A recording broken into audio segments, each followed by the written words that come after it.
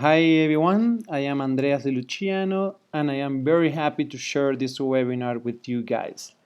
Simulation is something that I am passionate about and I believe that it is without a doubt the future of the surgical training in ophthalmology. Today I want to talk about a very interesting topic, and this is the use of biological materials in wet lab. So what is important?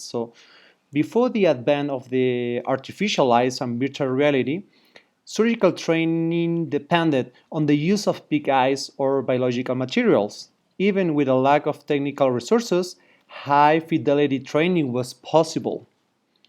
Complementary work with artificial eyes and virtual reality has been of utmost importance in creating high quality and systematic training programs.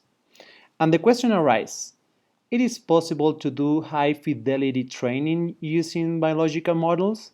So we will see the answer in the next examples.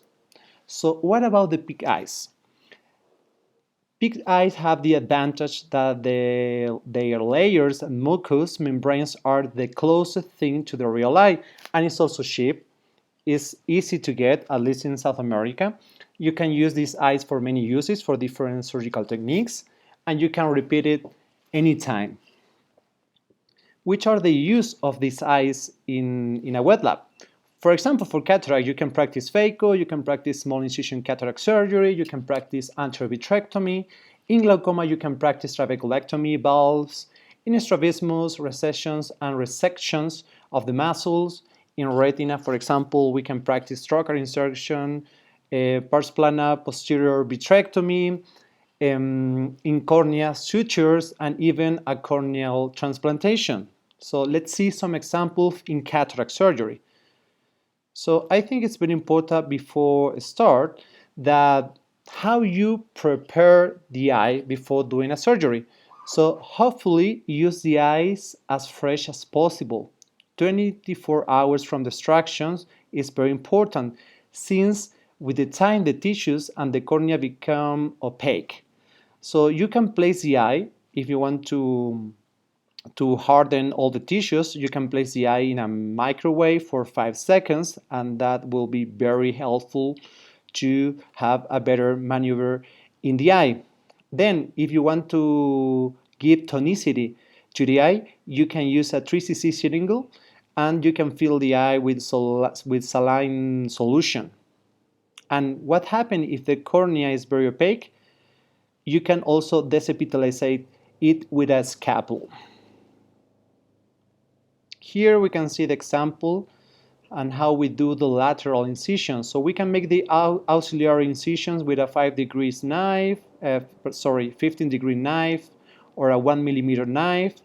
And due to the thickness of the cornea, these incisions may be somewhat longer than normal. So the direction needs to be towards the anterior chamber, and this is very important. So when we are practicing the use of viscoelastic in the anterior chamber, you can use as a cheaper option lubricating gel. In this example, we are using a lubricating gel. As you can see how the AC is getting bigger and bigger.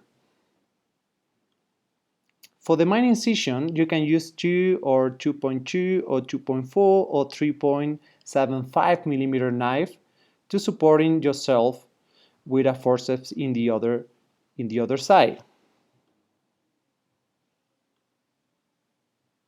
As you can see here, we are using a 2.2 knife, and the minor incision is done. It's very important to understand that the anterior capsule of the pig's eyes is very, very elastic. So with great care and patience, you can see how we are making the movement following the classic vectors described. And you need to do it very carefully because of the elasticity of these tissues. Now we have the flap. We are creating the flap. Here we're using the Utrata forceps, and now we start doing the capsular rhexis very, very gently.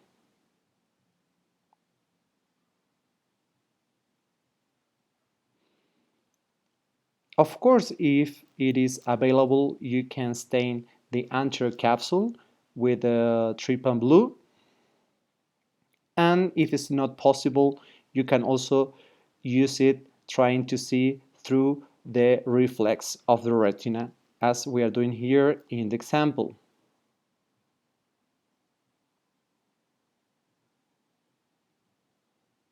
And now the rhexis is almost complete.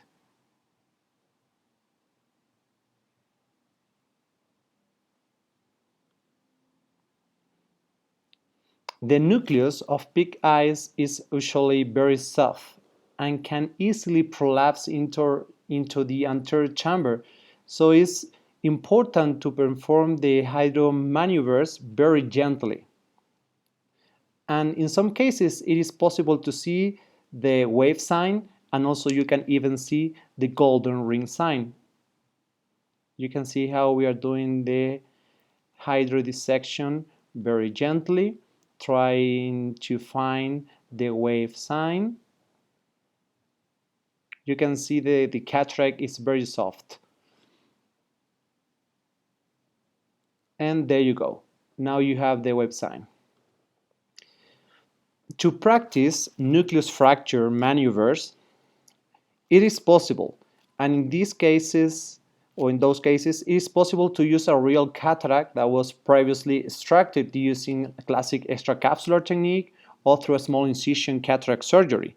So you can do this doing or making an incision for 5 millimeters incision, and then you can insert this cataract into the back after, of course, the phacoaspiration of the nucleus of the pig eye.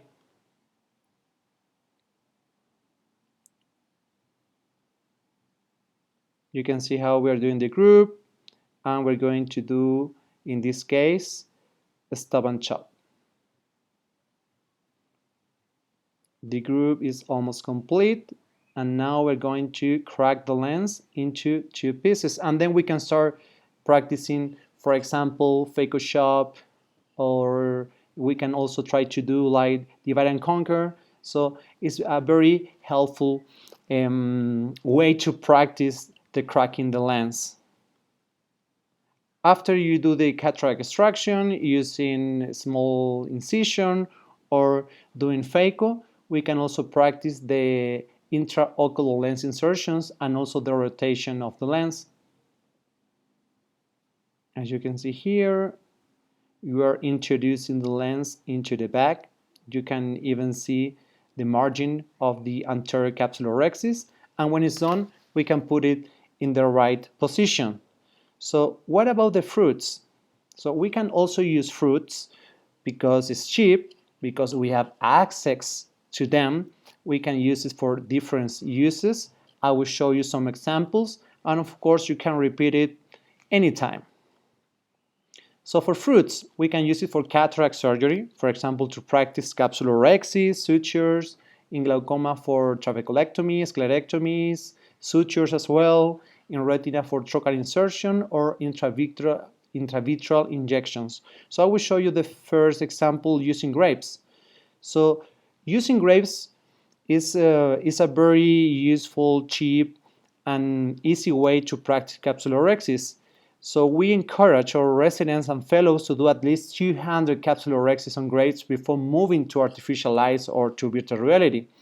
And it's very important to use them in a room temperature, and the peel can be treated using boiled water if you want to have it like more easy or more handle it. So we are creating here the flap. As you can see, when we have the flap done, we will use the Utrata forceps to start the capsulorhexis. So we grab the flap, and then we start doing very gently, very carefully the capsulorhexis. Always keeping the vectors to the center, and there you go. We have also other examples. For example, if you want to practice sutures, you can use from gloves to fruits. And it's very important if you choose a fruit, this fruit needs to have a thick, a firm enough to keep the plane without breaking. We can use banana, we can also use lemons, orange. Here I am using, for example, a banana, and we are practicing how to do the sutures.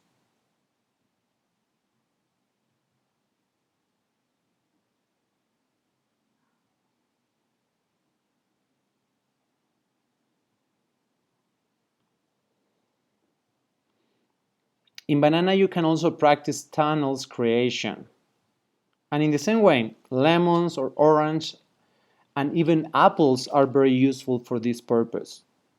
Here we're using the scalpel, you can use a crescent knife, you can use a 15 degrees knife. It depends of the resources that you have available.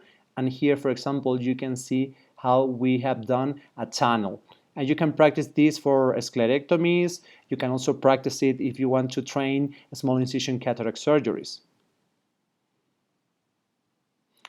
Being a bit more creative, you can even practice trocar insertions and intravitreal injections. So here we are using these instruments to practice trocar insertion, as you can see. And here in this another example, I am showing you how to do an intravitreal injection.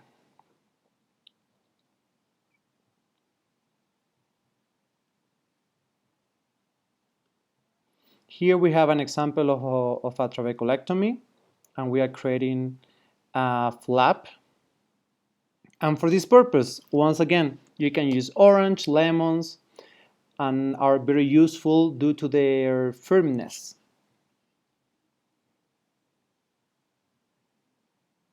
Our triangle is almost done. You can see the plane.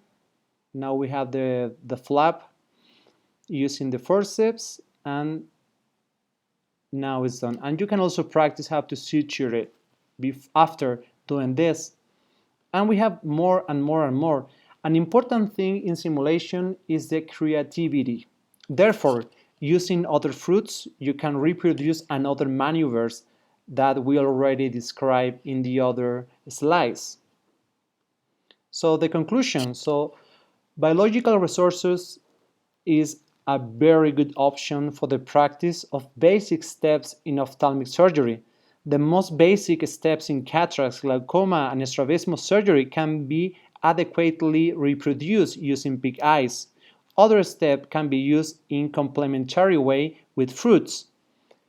In those countries or hospitals that do not have the resources to implement a simulation course on artificial eyes or VR, it must be taken into consideration that the use of pigs and fruit eyes is a viable, economical, repeatable, and useful option to practice basic steps. And also, with a good visualization and lighting system, which today is not so expensive to get, you can even practice it at home. Although the construct validity of many models in virtual reality and some artificial eye has been tested to date, but there is no system that replaces the use of pig eyes nowadays. So thank you so much, my friends.